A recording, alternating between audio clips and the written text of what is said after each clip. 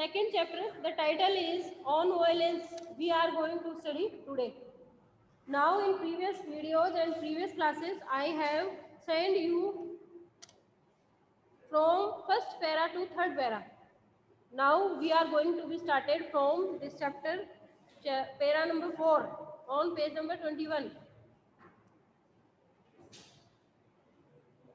पहले के वीडियोस में हम डिस्कस कर चुके हैं कि कल हमारी बात हुई थी एक न्यू कल्चर को क्रिएट करने के बारे में, कि जब तक हम एक न्यू कल्चर को क्रिएट नहीं करेंगे और वो न्यू कल्चर एजुकेशन के थ्रू हम क्रिएट कर सकते हैं, तब तक हम किसी भी प्रकार का कोई चेंज नहीं कर सकते। किसमें? जैसा कि टाइटल से पता चल रहा है, वॉयलेंस, हिंसा जो है उस पर। कल हमने डिस्कस किया था कि वॉयलेंस है, 2 टाइप्स की होती है, physical violence and inward violence. Physical violence जो कि उसमें आता है टू किल अनदर, दूसरे को मार देना, to hurt other people consciously, जानबूझकर सचेत रहकर किसी दूसरे को हर्ट पहुंचाना, चोट पहुंचाना, विदाउट एनी थॉट, टू से क्रूअल थिंग्स किसी को कहना, ये सारी full of antagonism and hate, ये सारी जो है फिजिकल वायलेंस में आती हैं। दूसरा आता है इनवर्ड वायलेंस, सेकेंड टाइप। और ये इनवर्ड वायलेंस जो है उसमें जैसे टू डिसलाइक पीपल, लोगों को नापसंद करना, टू हेट पीपल, लोगों से घृणा करना, टू क्रिटिसाइज पीपल, लोगों की आलोचना करना, ये सारे इनवर्ड वायलेंस में आते हैं। और लास्ट स्टेज जो होती है वायलेंस की वो होती है वॉर, और जिसमें कि थॉट्स के लिए नेशनलिटी के नाम पर जो लड़ाई झगड़ा होता है, बैटल्स होते हैं कंट्रीज के बीच में, वो सारा वॉर में आता है और वो लास्ट स्टेज होती है वायलेंस की। तो चलिए आज हम स्टार्ट करते हैं इसके आगे से। राइटर हमें कहता है जय कृष्णमूर्ति कि हमें किसी न किसी तरीके से क्या करना है कि ये जो ओल्ड कल्चर है इसमें थोड़ा बहुत चेंज करना है और हमें न्यू कल्चर को क्रिएट करना है।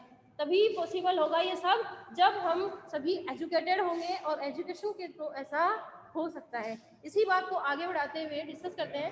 But a new world is necessary, writer कहता है इसके लिए एक नए वर्ल्ड की, नए यूनिवर्स की हमें जरूरत है। ए न्यू कल्चर इज नेसेसरी, और एक नए कल्चर की भी जरूरत है। The old culture is dead, क्योंकि पुराना जो कल्चर है वो डेड के इक्वल हो चुका है। Buried, burned, exploded and vaporise यानी वही डिसअपियर हो चुका है। जो ओल्ड कल्चर था वो, हमें एक न्यू कल्चर की जरूरत है, इम्पेरेटिव है हमारे लिए। You have to create a new culture, आपको एक नए कल्चर का निर्माण करना है, क्रिएट करना है। ए new culture can not be based on violence, और एक जो नया कल्चर होगा वो वायलेंस पे, हिंसा पे आधारित नहीं होगा। मार काट पे, किसी से हेट करना, डिसलाइक करना, क्रिटिसाइज करना, ये सारी चीजें उसमें बिल्कुल नहीं होंगी। The new culture depends on you, writer Krishnamurti कहते हैं कि जो नया कल्चर है, न्यू कल्चर है, वो आप पर डिपेंड करता है। Because the older generation has built a society based on violence, क्योंकि जो ओल्डर जनरेशन था, जो पुराना जनरेशन था, हमारे एंसेस्टर्स थे, उन्होंने एक ऐसी सोसाइटी को बिल्ड किया, निर्माण किया जो कि वायलेंस पे बेस्ड है। लेकिन हमें क्या करना है, उसमें चेंज करना है, परिवर्तन लाना है। बेस्ड ऑन एग्रेसिवनेस, यानी जो एग्रेसिवनेस थी ऐसी सोसाइटी पर बेस्ड थी वो ओल्डर जनरेशन और ओल्ड कल्चर। अब हमें इसमें चेंज लाना है। It is this that has caused all the confusion, यही कारण है कि हम लोगों में जो कंफ्यूजन है वो उस ओल्ड कल्चर के कारण ही है, ओल्ड जनरेशन के कारण ही है। एंड ऑल द मिजरी, और हमारा सारा कंफ्यूजन ही हमारी सारी मिजरी का कारण है। हमारे मिजरी यानी वही कष्ट, हमारी पीड़ाएं, हमारा जो दुख है, पेन्स है हमारे, उन सब का रीजन यही ओल्ड कल्चर ही है। The old generation have produced this world and you have to change it, old generation ने इस वर्ल्ड को क्रिएट कर दिया है और आपको इसमें चेंज करना है। You can not just sit back and से, आपको सिर्फ पीछे बैठना नहीं है।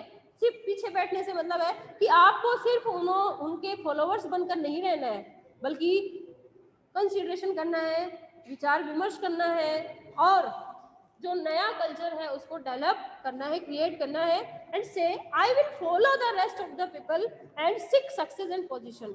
आपको कभी भी ये नहीं सोचना है कि जो ओल्डर जनरेशन था उसी को मैं तो फॉलो करूंगा और मुझे सक्सेस भी मिल जाएगी और अच्छी पोजीशन मुझे मिल जाएगी, ऐसा आपको कभी नहीं सोचना है। इफ यू डू, यदि आप ऐसा करते हैं, your children are going to suffer, तो इसका जो खामियाजा है वो आपके चिल्ड्रन को, आने वाली फ्यूचर जनरेशन है उसको भुगतना होगा, उसको सफर करना होगा। You may have a good time, writer कहता है कृष्णमूर्ति कि आपके पास बहुत अच्छा समय है, but your children are going to pay for it. आप अच्छे से जी रहे हैं लेकिन आपकी जो फ्यूचर जनरेशन है, आपके जो चिल्ड्रन होंगे वो इसके लिए पे करेंगे, इसके लिए भुगतान करेंगे। यानी इसके जो बैड रिजल्ट्स होंगे, मिस कंक्लूजन होगा, वो आपके फ्यूचर जनरेशन को भुगतना होगा। So you have to take all that into account, यानी आपको ये सारी बातें अपने ध्यान में रखनी होंगी। The outward cruelty of man to man in the name of God, यानी गॉड के नाम पर, भगवान के नाम पर एक मैन की दूसरे मैन से जो क्रुएल्टी दिखाई जाती है वो, उसमें चेंज आपको करना होगा।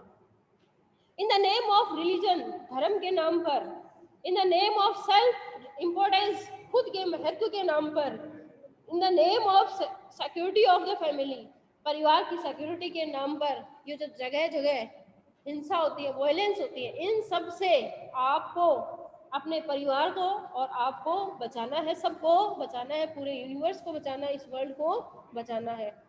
You will have to consider the outward cruelty, यानी बाहर की तरफ जो हिंसा फैली हुई है, क्रुएल्टी फैली हुई है, क्रूअल थिंग्स फैली हुई है, इन सब पर तुम्हें कंसीडर करना है, सोचना है, समझना है।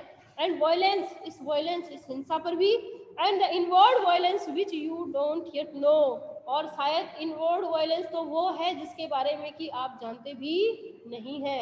इनवर्ड वायलेंस, जैसा कि मैंने स्टार्टिंग में बताया था चैप्टर के, कि to dislike people, to hate people, ये सारे इनवर्ड वायलेंस में आते हैं। To criticise people. Next, you are still young, but as you grow older, you will realize how inwardly man goes through hell. आप अभी बहुत छोटे हैं, लेकिन जैसे जैसे आप ओल्डर बनेंगे, ग्रो अप होंगे, वैसे वैसे आप ये महसूस करेंगे, पहचान जाएंगे कि कैसे जो मैन है through whole, goes through is a phrasal verb, इसका मतलब होता है गुजरना, कि जो मैन है वो नरक से क्यों गुजरता है, ये आप पहचानेंगे जब आप बड़े होंगे। Goes through great misery, man जो है वो भारी दुखों का या पेन्स का, सफरिंग्स को क्यों भोगता है, क्यों वो दुखी रहता है, इन सब के बारे में आपको पता चलेगा जब आप थोड़े बड़े होंगे। Because he is in constant battle with himself, constant and continuously वो अपने साथ ही बैटल करता रहता है, लड़ता रहता है पूरे लाइफ। विद हिज वाइफ, कभी अपनी वाइफ के साथ, विद हिज चिल्ड्रन, कभी अपने बच्चों के साथ, एंड विद हिज नेबर्स, कभी अपने पड़ोसियों के साथ, एंड विद हिज गॉड्स, कभी अपने ईश्वर के साथ। वो हमेशा लड़ता रहता है पूरी लाइफ टाइम। वो कहने का मतलब है राइटर का कि वो किसी न किसी रूप में कभी अपनी फैमिली मेंबर्स के साथ, वाइफ के साथ, अपने बच्चों के साथ, अपने नेबर्स के साथ, गॉड के साथ किसी न किसी तरीके से वायलेंस करता है। He is in sorrow and confusion and there is no love.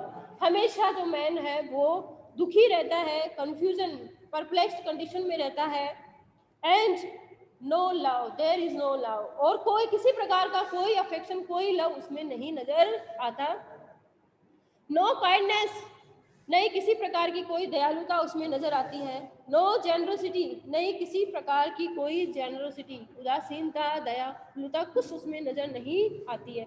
And no charity, charity किसी प्रकार की दानशीलता कुछ उसमें नजर नहीं आती है। नहीं तो वो किसी को कुछ देता है और अपने आप में ही क्रूअल थिंग्स करता रहता है, सोचता रहता है, बैटल करता रहता है, अपने आप के साथ ही अपने आप में उलझा रहता है। And a person may have a PhD after his name or he may become a businessman with houses.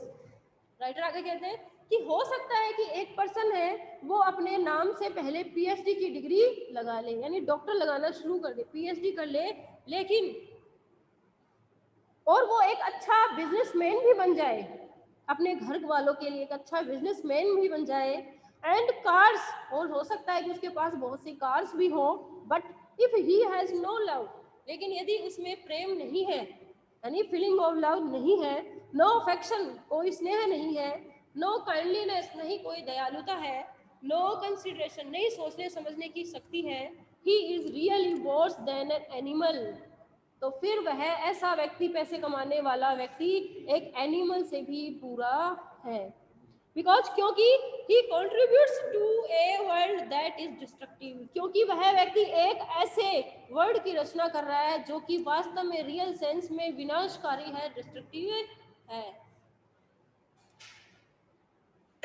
सो इसलिए while you are young, जब आप छोटे हैं, you have to know all these things, अभी आप छोटे हैं और ये सारी चीजें आपको जाननी चाहिए।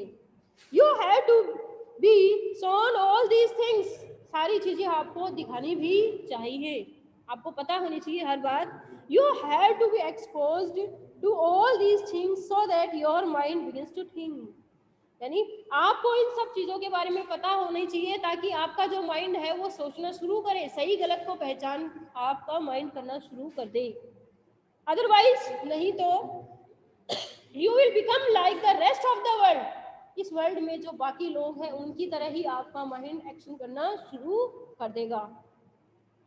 एंड विदाउट लव, और बिना लव के, विदाउट अफेक्शन, और बिना स्नेह के, without clear charity and generosity, बिना किसी दयालुता के और दानशीलता के, life becomes a terrible business, जो आपकी लाइफ है वह एक भयानक बिजनेस बनकर रह जाएगी और कुछ नहीं।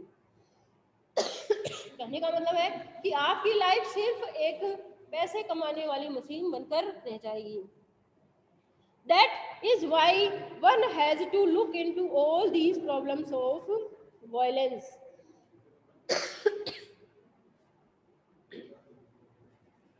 Sorry.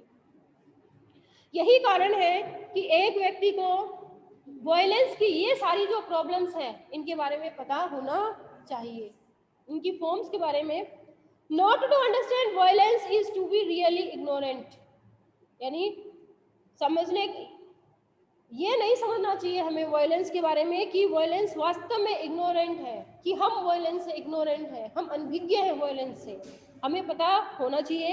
Is to be without intelligence and without culture, violence होगा उसमें कोई सी प्रकार की कोई इंटेलिजेंस ही लोगों के माइंड में, ह्यूमंस बीइंग में नहीं होगी, और ना ही किसी प्रकार का कोई कल्चर होगा। वायलेंस होती है इसमें कोई कल्चर नहीं होता, कोई इंटेलिजेंस ही नहीं होती। Life is something enormous, writer कहता है लाइफ जो है वास्तव में बहुत बड़ी है, लार्ज है, and merely to carve out a little hole for oneself, carve यानी कार्व आउट यानी डेवलप करने की जरूरत है, केवल मात्र, ओनली एक छोटी सी चिंगारी, कहते हैं ना कि बहुत कुछ कर सकती है। अगर आप में से एक भी उठ गया और उसने बोलना शुरू कर दिया कि न्यू कल्चर के बारे में, नए नए चेंजेस के बारे में जो कि इस यूनिवर्स में, इस वर्ल्ड में होने हैं, तो एक चिंगारी लगते ही क्या होगा कि एक नई लहर उठ जाएगी और कंसिडरेशन की जो फीलिंग है वो लोगों में आएगी, और वायलेंस के जो फॉर्म्स प्रेजेंट है हमारे यूनिवर्स में वो सारे एबोलिस्ट हो जाएंगे। And remain in that little hole fighting off everybody is not to live, यानी छोटे से हॉल में रहते हुए सिर्फ अपने आप में ही अपने आप से लड़ता रहना, यही तो वायलेंस को दूर करना नहीं है, यानी इससे भी आगे हमें बढ़ना है। It is you to up, it is up to you, ये आपसे शुरू होती है, आपसे भी ऊपर है। From now on you have to know all these things, अब से ही तुम्हें इन सब चीज़ों के बारे में पता होना चाहिए कि वायलेंस के कौन कौन से फॉर्म प्रेजेंट है हमारे यूनिवर्स में, और किस तरह हमें इसकी लास्ट स्टेज गया है, और किस तरह हमें इस वायलेंस को एबोलिश करना है हमारी सोसाइटी से, हमारे इस वर्ल्ड से। You have to choose deliberately to go the way of violence or to stand up against society. आपको जल्दबाजी में बिना किसी इरादे के ऐसा नहीं करना कि आप वायलेंस के अगेंस्ट खड़े हो गए और सोसाइटी में इसके अगेंस्ट जाकर खड़े हो गए। आपको सोच समझकर बहुत ही कंसिडरेशन के साथ डीपली सोचना है और उसके बाद स्टेप उठाना है। बी फ्री, राइटर कहता है फ्री रहो बिल्कुल। लिव हैप्पीली, खुशी से जियो। जॉयसली, एंजॉय के साथ जियो। विदाउट एनी एंटागोनिज्म, बिना किसी ऑपोजिशन के, ऑपरेसिव ऑपोजिशन के जियो। विदाउट एनी हेट, बिना किसी घृणा के जियो, यानी किसी से कोई हेट मत रखो, हैप्पीली रहो, फ्री रहो बिल्कुल। Then life becomes something quite different, तभी तो आपकी लाइफ कुछ अलग होगी दूसरों से। Then life has a meaning, तभी तो आपकी लाइफ में कुछ मीनिंग होगा, अर्थ वाली बात होगी। Is full of Joy and clarity, आपकी लाइफ तभी तो जॉय, खुशी के साथ, और क्लैरिटी, बिल्कुल क्लियर होगी, तभी तो आप ढंग से जी पाएंगे। When you walk up this morning, writer आगे आपसे रिक्वेस्ट करता है, कहता है कि इस सुबह को जब आप सुबह जल्दी उठे, did you look out of the window, तो आपने क्या कभी विंडो से बाहर झांक कर देखा है? You would have seen those hills, तो शायद आपने कुछ पहाड़ियां भी देखी होंगी। Become saffron as the sun rose against that lovely blue sky, तो आपने सुबह सुबह के समय जब सनराइज होता है तो आपने सन रेज को देखा होगा, जो कि विंडो से आपके रूम के अंदर आती है। तो उनमें देखिए एक तरह की अच्छी, यानी येलोइश ब्राइट होती है, येलोइश ब्राइट वो लेकर रहती है। सैफरन जो कलर है वो भी हमें दिखाई देता है उनकी रेज में, सन रेज में, तो वो आपने महसूस किया होगा। यानी नया जोश, नया एंथुसियाज्म, नई होप, नया एक्सपेक्ट हमें करना है। And as the birds began to sing, और सुबह सुबह के समय क्या करते हैं, पक्षी जो हैं, बर्ड्स हैं, वो गाना शुरू कर देते हैं। And the every early morning cuckoo could, यानी जो कुकू की आवाज है वो भी आपने सुनी होगी। तो कितना अच्छा समय लगता है, यानी नया जोश, नया एंथुसियाज्म क्रिएट होता है सुबह सुबह। There was a deep silence all around, और उस साइलेंस को भी देखा होगा जो कि सुबह के समय चारों तरफ छाया रहता है। A sense of great beauty and loneliness, यानी बहुत, यानी ब्यूटीफुल और लोनलीनेस, यानी एकांतपन का जो सेंस है वो भी हमें नजर आता है। And if one is not aware of all that, यदि कोई पर्सन इन सभी के बारे में नहीं जानता, one might just as well as be dead, अगर इन सभी को कोई पर्सन नहीं जानता, इसका मतलब वह तो व्यक्ति तो डेड पर्सन के इक्वल है, इसमें सेंस वाली कोई बात ही नहीं है। But only a very few people are aware, लेकिन इस सुबह सुबह की अर्ली मॉर्निंग के समय जो एटमोस्फियर होता है, जो साइलेंस होता है, जो कुकूकूड़ वातावरण होता है, एटमोस्फियर होता है, जो बर्ड्स सिंगिंग है, इन सब के बारे में यदि कोई पर्सन इग्नोरेंट है इन चीज़ों से, इनकी ब्यूटीफुलनेस के बारे में, तो शायद वो डेड के इक्वल है, एक मृत व्यक्ति के बराबर है। But only a very few people are aware, लेकिन इस दुनिया में, इस यूनिवर्स में केवल कुछ लोग ही इसका इम्पोर्टेंस जानते हैं। You can be aware of it, आप भी इस चीज से अवेयर हो सकते हैं, जान सकते हैं, ओनली तभी जब your mind and heart are open, जब आपका माइंड व हर्ट बिल्कुल ओपन होगा, फ्री होगा, खुला होगा बिल्कुल, यानी आप वही सोचेंगे जो आप कहते हैं और करते हैं, कथनी और करने में अंतर नहीं होगा, तभी आप इस डिस्प्यूट को या इस डिफरेंस को क्लियर कर पाएंगे और कहते हैं ना ओपन चैलेंज दे पाएंगे इस यूनिवर्स के अदर पर्सन्स को भी। When you are not frightened, जब आप किसी से नहीं डरेंगे, when you are no longer violent, और आप शायद हिंसक भी नहीं बन पाएंगे, यानी आप ये वायलेंस है इसको पूरी तरह से अबेंडन कर देंगे, छोड़ देंगे, आप तभी ऐसा कर पाएंगे। Then there is joy, there is an extraordinary bliss of, जब आप इस वायलेंस को क्विट कर देंगे, छोड़ देंगे, तभी तो आप एक असाधारण सुप्रीम ब्यूटी, ब्लिस यानी सुप्रीम जॉय जो है, एंजॉय है, उसको फील करेंगे, which very few people know, जिसके बारे में कि बहुत कम लोग जानते हैं। And it is part of education to bring about that state in the human mind, और यह सारी चीजें वायलेंस से किसी पर्सन को ऊपर उठाना, ये जो सारी चीज़ें हैं वो सिर्फ एक एजुकेशन ही ह्यूमन माइंड में ला सकती हैं। कहने का तात्पर्य है एजुकेशन ही एक ऐसा मीडियम है जिसके द्वारा हम वायलेंस को इस वर्ल्ड से, इस यूनिवर्स से एबोलिश कर सकते हैं और एक नए कल्चर, न्यू कल्चर और एक न्यू सोसाइटी, न्यू एटमॉस्फेयर को क्रिएट कर सकते हैं, न्यू सर्कमस्टेंसेस क्रिएट कर सकते हैं। ऐसा कल्चर, ऐसा न्यू कल्चर, ऐसी न्यू सोसाइटी जिसमें वायलेंस का एक ट्रेस भी, सिंगल ट्रेस भी नहीं हो। Okay, now it this chapter is clear. Thank you.